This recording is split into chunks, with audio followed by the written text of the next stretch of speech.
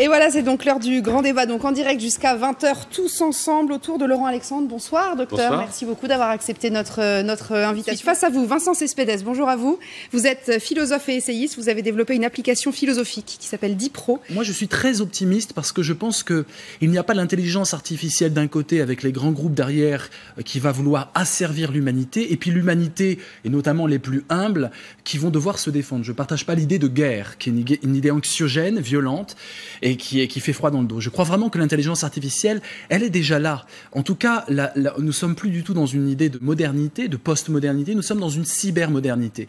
C'est-à-dire que maintenant, l'individu, pour voir s'il est intelligent, je pense que le QI est tout à fait archaïque pour le coup, il a un siècle d'âge. Je pense que tout le monde maintenant teste l'intelligence avec sa capacité de surfer sur Internet. L'érudition maintenant, elle a partie liée avec notre capacité à aller sur le net, ce qui est une capacité donnée à des enfants de 15 ans. Et donc, il y a d'ores et déjà une hybridation entre la machine, l'ordinateur et les intelligences des jeunes qui ont 15 ans aujourd'hui. Et tout ça, ça se fait dans une osmose plutôt joyeuse. Les jeunes ne se sentent pas écrasés, asphyxiés, ils sentent qu'ils vont prendre part à cette vie, et ils sentent surtout une chose, c'est qu'ils vont être beaucoup plus au point que nous, les plus de 30 ans, qui sommes totalement largués. Alors Laurent Alexandre, dans votre livre, vous insistez beaucoup au contraire sur le rôle du quotient intellectuel dans la réussite et dans la sélection à l'école. Alors, pas dans la sélection à l'école, mais je pense effectivement que le quotient intellectuel n'est pas un instrument parfait, mais qui mesure quand même notre capacité à réfléchir. Je ne crois pas que parce qu'un enfant va passer 5 heures par jour sur Snapchat et sur Instagram, il va être compétitif face à l'intelligence artificielle de 2040. Je ne le crois pas. Ne tombons pas dans cette naïveté qui serait que les réseaux sociaux vont former les gamins et vont en faire des managers, des cadres, des techniciens compétitifs demain. Soyons lucides. Il y a un raisonnement à développer, il y a des inégalités importantes, hélas, entre les enfants, et je ne partage pas votre condamnation du quotient intellectuel. Je pense qu'il va falloir augmenter le quotient intellectuel de toute la population. Mais il n'a rien à voir avec l'esprit critique, monsieur. Le quotient intellectuel, c'est des QCM, ça n'a rien à voir avec l'esprit critique. C'est un contresens total. Je n'ai pas dit qu'il y avait un rapport entre les deux. Oui. J'ai dit qu'il faut augmenter les capacités intellectuelles parce que de penser qu'en étant moins intelligent et moins doué, on va mieux être compétitif face à l'intelligence artificielle n'aurait bien évidemment pas de sens. Donc le quotient intellectuel et l'esprit critique sont deux choses différentes, mais il vaut mieux que les enfants aient un quotient intellectuel. Sur Snapchat, ils développent de l'esprit critique sur Snapchat et Twitter. Alors sur les réseaux sociaux, je suis un geek et j'aime beaucoup les réseaux sociaux, etc. Mais je pense que les enfants ne peuvent pas faire que passer leur vie sur Snapchat.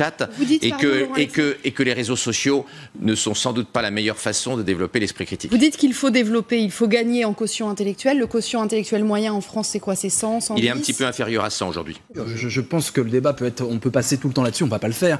C'est un point central. Des chimistes qui bossaient pour les Allemands pour trouver du gaz pour gazer des autres hommes avaient un quotient intellectuel extrêmement élevé. Absolument. Ceux qui ont détruit la planète Terre, ceux qui la détruisent encore, ont sûrement un quotient intellectuel absolument élevé. Des grands patrons d'entreprise qui ne sont pas déontologiquement corrects, on va dire, peuvent avoir un quotient intellectuel absolument élevé.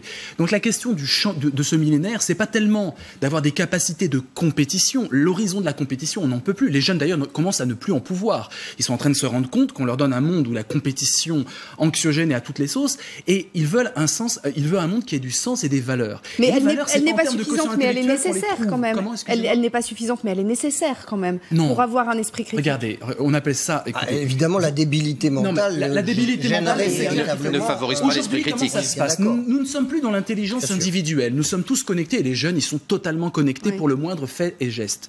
Nous ne sommes plus tellement dans l'intelligence collective, le syndicalisme, les grands groupes, il y a des brainstorming dans les entreprises, mais on ne peut pas vraiment parler d'une intelligence collective.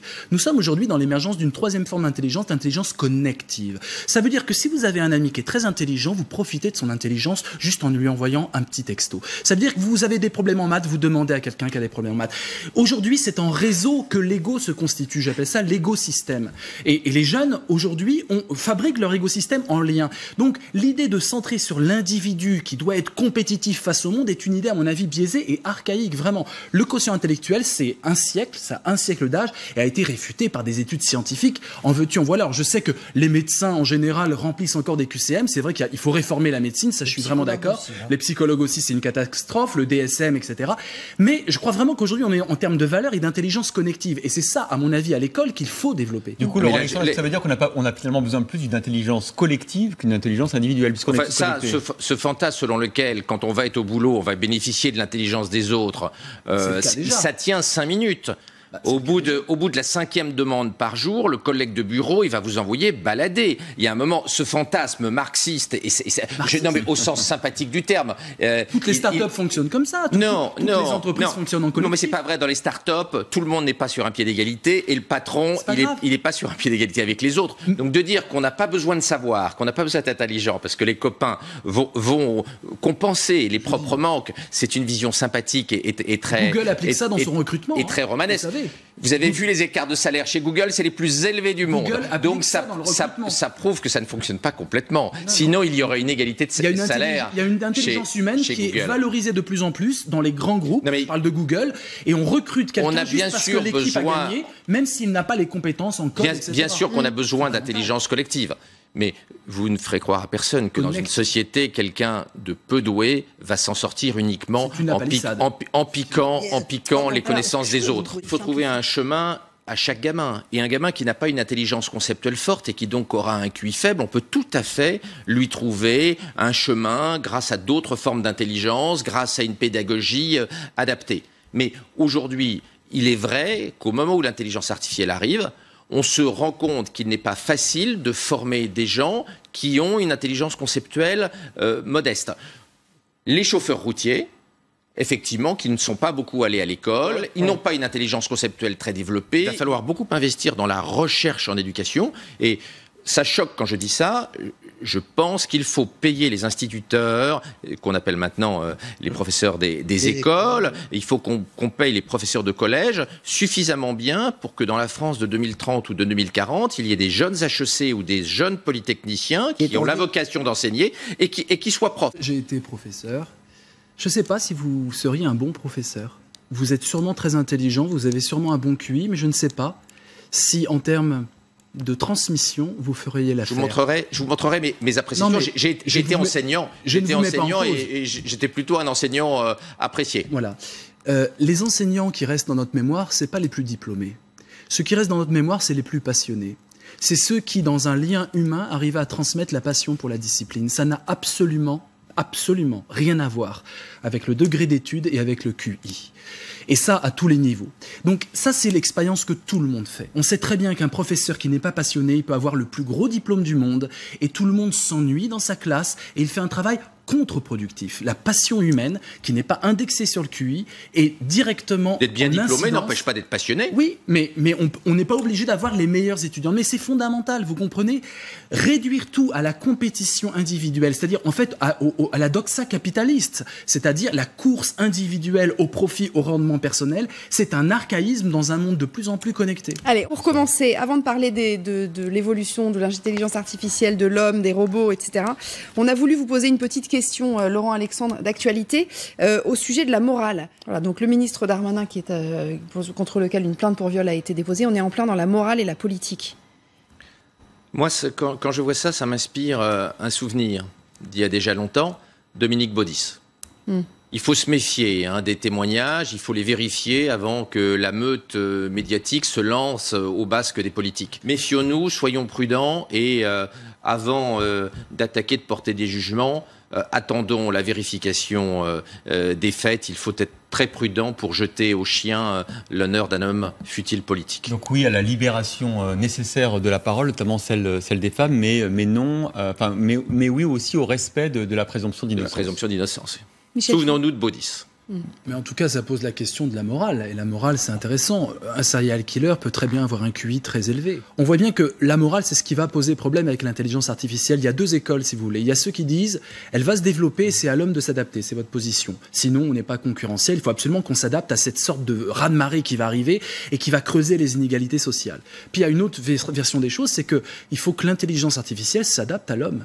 Il faut qu'elle soit subordonnée à nos prérogatives en termes de vie, en termes d'humanité. C'est pas un vœu pieux, ça ? C'est pas un vœu pieux. Un peu la course à l'échelle. Bien sûr que non, parce que nous sommes les utilisateurs de l'intelligence artificielle et si elle dépasse nos capacités, on ne va pas tout simplement l'utiliser. Donc l'argent investi doit avoir des utilisateurs. Donc je crois que c'est vraiment un débat complètement biaisé de croire qu'il y a une sorte de devoir Hein. Adaptons-nous à l'intelligence artificielle en oubliant qu'on est partie prenante dans cette évolution-là. Je pense aussi qu'il faut démocratiser le débat, c'est ce qu'on fait aujourd'hui et je me réjouis. Je suis tout à fait d'accord avec vous. C'est à nous de diriger et faire de l'intelligence artificielle ce qu'on veut en faire.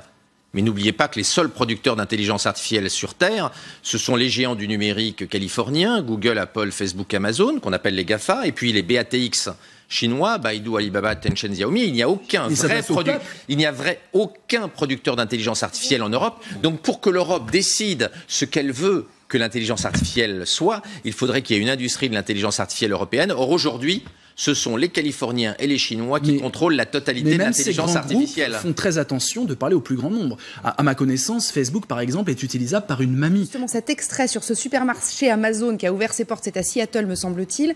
Les images sont quand même assez frappantes. Regardez. Ça m'a pris 3 minutes. J'ai tout ce qu'il me faut et je n'ai eu à parler à personne. J'ai tout ce qu'il faut et je n'ai eu à parler à personne. C'est un peu terrifiant. Vincent Cespedes. Alors moi, j'ai battu Facebook et Google, enfin en théorie, puisque je me lance dans un projet avec ma société, Matkalain, dirigée par une Vietnamienne, Ha Giang. Je me lance dans une intelligence artificielle philosophique. C'est théorique, évidemment, d'abord. Vous avez mentionné l'appli DeepPro qui scanne les valeurs humaines. Nous, on a compris une chose, c'est qu'il y a un immense avantage à travailler sur l'intelligence artificielle, c'est d'avoir des surprises concernant les données. Donc ce qu'on fait pour l'instant, première étape de développement, on est en train de mettre, pour rendre cette intelligence artificielle philosophique, toute la philosophie, on est en francophonie, on parle de langue française, dans la machine. On met toute la philosophie, 2000 ans de philosophie, donc on scrape, on met des livres, et on voit l'arborescence de concepts que ça dessine. Ça a été tenté, André Robinet, un de mes anciens professeurs, avait fait ça dans le défi cybernétique en 73, il a dit on pourrait accéder par l'intelligence artificielle à la logique du pensant. Et là, vous êtes en train de donner une pensée, une conscience à l'intelligence artificielle. Alors, justement, ce que l'on voit, il y a deux conséquences. D'abord, on a beaucoup réfléchi, donc déjà, rien que ça, c'est déjà une belle victoire. On a compris une chose importante, c'est qu'on ne peut pas penser sans avoir une architecture émotionnelle et morale. C'est ce qui fait qu'on choisit des idées, ce qui fait qu'on arrive à trancher dans 2000 ans de philosophie récoltée, c'est parce qu'on a un schème moral. Et donc ça va aller toujours avec une hybridation avec des êtres humains, c'est-à-dire qu'on ne pourra développer notre intelligence artificielle philosophique que s'il y a des centaines d'utilisateurs qui commencent à jouer avec la machine, à participer, à déposer leur intelligence dans l'intelligence de la machine. Vous êtes en train de donner le pouvoir à la machine, non. Donner à la machine la capacité de philosopher elle aussi. Mais ça se passe aussi en médecine. Aujourd'hui, les radiologues, par exemple, ont de plus en plus besoin. Non, justement pas. Ils s'hybrident avec la machine. La machine est capable de. Un radiologue qui a de l'expérience a encore une valeur exceptionnelle. Plus très longtemps, selon Laurent Alexandre. Non, ça s'hybride. Encore plusieurs décennies. Encore plusieurs décennies. Mais plusieurs décennies, c'est pas grand-chose. Et donc, je ne crois pas du tout que je résume vite. Je ne crois pas du tout que la machine arrivera à une conscience. Pour moi, c'est de la mythologie. Ça reste du silicone, du verre et des circuits. Par contre, il y aura ce que j'appelle un émo-mimétisme. Émo, emoji, l'émotion, et mimétisme, imitation. De plus en plus, la machine va imiter l'homme. Et ce qui va se passer, et ce qui est d'ailleurs la source de plein de fantasmes concernant l'intelligence artificielle, c'est que nous allons mettre notre humanité dans la machine. Nous avons une immense tendance à anthropomorphiser la machine. Et c'est là-dessus que vont jouer, y compris Google et Facebook, notre capacité à humaniser ce qui en fait n'est pas humain. L'émo-mimétisme va provoquer des émotions réelles de la part des individus. Et pouvoir le rendre hostile, éventuellement. Je ne crois pas à ça. Si on veut préparer un futur correct à nos enfants, derrière le tsunami, derrière la vague, la tempête de l'intelligence artificielle, il faut qu'on s'y prépare. Et il faut donc des hommes politiques. Qui soient au courant de ces évolutions-là. En fait, ce qu'on voit, c'est dans la réforme de l'école qui est nécessaire, ça je vous rejoins, c'est qu'il va falloir apprendre à apprendre. C'est juste ça. Et il y a des méthodes, d'ailleurs vieilles, qui, à l'heure de la Talbette, feraient des merveilles. Freinet, qui est quand même une immense gloire française pédagogique, qui a été si peu adaptée, Montessori. Il y a des méthodes alternatives qui permettent justement d'être totalement appliquées au monde de demain. Mais apprendre à apprendre, c'est fini l'idée d'apprendre, d'avoir un diplôme et de rouler avec un seul même diplôme toute sa vie. Il va falloir donc développer la gourmandise de la connaissance, l'interrogation, l'esprit critique, on en a parlé au début, et tout ça, la gourmandise de la connaissance, l'interrogation, ça s'appelle la philosophie.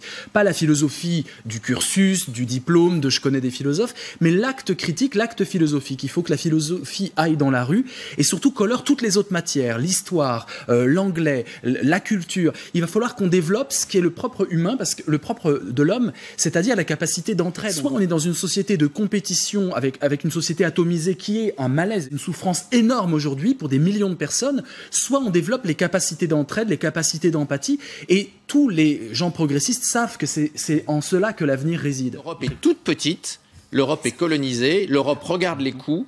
Et si nous voulons que nos enfants ne soient pas dans une colonie, ne soient pas des colonisés des Chinois et des Américains, il va falloir qu'on se secoue et qu'on se mette à travailler très très sérieusement. Déjà, réfléchir à ce pouvoir de la science va se développer, on le sait bien. La science-fiction, on en rêvait quand on était gamin, ma génération née en 73, on a arrêté d'en rêver.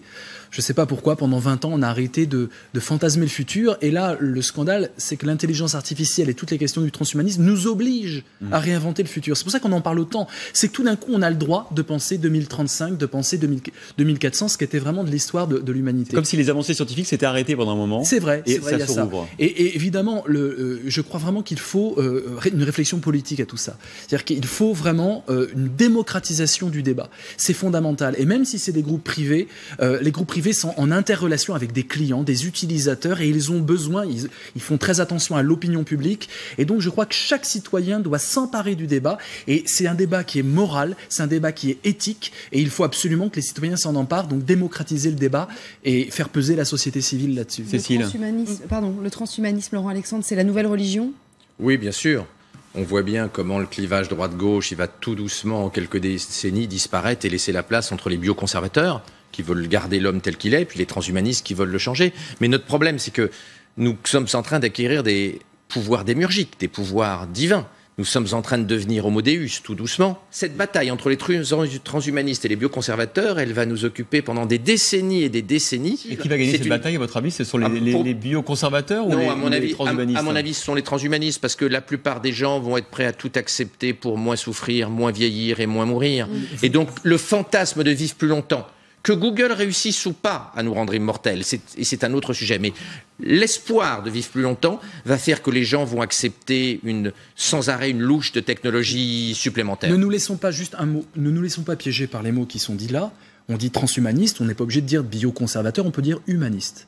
Et c'est l'humanisme qui va l'emporter, je vous le garantis. Les bioconservateurs, ce n'est pas un vilain mot. Bien sûr, mais on voit bien que c'est connoté. Mais non, le bioconservateur... Le progrès sera humaniste, il ne sera pas transhumaniste. Le bioconservateur souhaite que la technologie aille plus lentement que les transhumanistes. Pas du tout, on peut être humaniste et être solarpunk. Je ne sais pas si je vous apprends un mot, mais se dire que la technologie va libérer l'être humain. Bioconservateur n'est pas une insulte.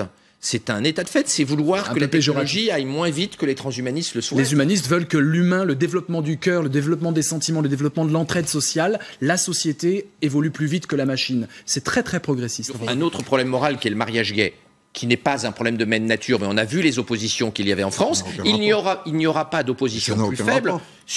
Il n'y aura pas d'opposition plus faible. Il y aura des oppositions encore plus violentes sur les manipulations cérébrales, la sélection embryonnaire, qu'il y en a eu avec le mariage gay. Écoutez, pour réguler ça, de toute façon, on est obligé de réguler ça. On est dans un écocide, on tue la planète Terre. Donc déjà, les jeunes générations sont très sensibles à ça. Les limitations conduisent à la mort de la Terre, aux énergies qui tuent la Terre. Et donc, forcément, il y aura une régulation. Toute la jeune génération qui arrive... J'ai pas dit qu'il n'y aurait pas de régulation. Voilà. J'ai dit qu'elle sera complexe. Non, ouais, elle sera complexe, mais elle va être nécessaire et impérieuse pour la nouvelle génération qui a ça comme valeur. Deuxième chose, il y a toujours des forces de résistance. Il y a toujours des hackers qui vont vouloir contourner les GAFA. Il y a toujours une société civile qui va s'organiser. Il y a toujours eu une résistance phare. Il y a jamais, si vous voulez, un pouvoir unanime qui se constitue, sauf dans les livres de science-fiction. Mais il y a toujours des formes de résistance. Troisième chose, la société de loisirs que devrait nous préparer l'intelligence artificielle, en tout cas la levée des tâches et des corvées, c'est une société où la culture, où l'art, où la poésie va ringardiser l'IA. Je vous garantis que dans 20 ans, l'intelligence artificielle, c'est ringard. Aujourd'hui, c'est top, c'est classe, parce qu'on ne connaît pas, mais dans 20 ans, c'est l'artiste qu'on ira voir, c'est le poète, c'est celui qui aura des choses à dire, et l'intelligence artificielle, ça va être ringardisé. On en a parlé, vous les avez évoqués, ces milliardaires de la Silicon Valley qui rêvent d'être immortels, de transférer leur cerveau dans des machines, de s'augmenter, Est-ce que l'immortalité serait la fin de l'humanité, selon vous, Vincent Cespedes? Non, d'abord, je pense que c'est un vrai mythe. D'ailleurs, on prédit ça. À chaque fois, on nous dit dans 20 ans, l'espérance de vie va faire un bond prodigieux. Elle augmente, mais il faut calmer ce fantasme qui est encore une fois un fantasme millénaire. C'est vrai que ce qui nous gêne, une fois qu'on a l'argent, qu'on a le pouvoir, c'est juste qu'on va mourir. C'est un scandale pour un vieux de la Silicon Valley de se dire, mais j'ai tout l'argent à ma disposition et donc je l'investis dans la cryogénisation, dans la recherche. Combien de cryogénisés, il n'est pas du tout dit que ça va marcher, qu'on va ressusciter Walt Disney. Donc tout ça, c'est du fantasme. Moi, j'ai rien contre ça. L'idée de rechercher et d'aller dans la médecine anti-mort, etc., peut être féconde au niveau intellectuel. Ce qu'il ne faut pas, c'est déclarer comme étant de l'ordre de la performance obligatoire. Tout ça, c'est des questions, des doutes. Ça doit nous susciter un débat et du questionnement, et pas des assertions, pas des vérités édictées. Cécile de Ménibus. Non, mais je voulais rebondir sur un de vos tweets que vous avez tweeté il y a peu de temps. Regardez, vous allez lire vous-même ce petit tweet magnifique. Ah, on l'a pas. Donc, où vous dites en fait que l'intelligence artificielle est, je vous cite, conne comme une bite. Voilà. Ce qui prouve effectivement aujourd'hui qu'on est très très loin de tout ça finalement, qu'on anticipe énormément. Vous n'y croyez pas vraiment vous non plus, donc c'est ça. Non, mais moi je dis toujours la même chose.